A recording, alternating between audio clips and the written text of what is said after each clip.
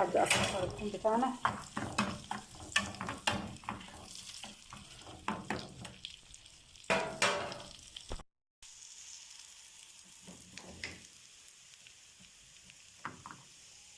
بسم الله الرحمن الرحيم.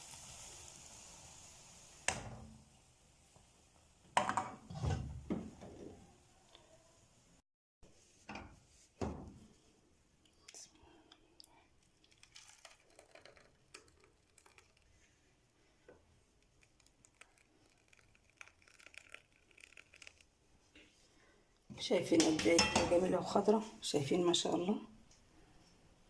تمام كده، شايفين بسم الله ما شاء الله. اتمنى حبايب قلبي الوصفة بتاعت النهاردة تكون عجبتكم، ولو عجبتكم ما تنسوناش في لايك واشتراك في القناة عشان يوصلكم لنا كل جديد بإذن الله.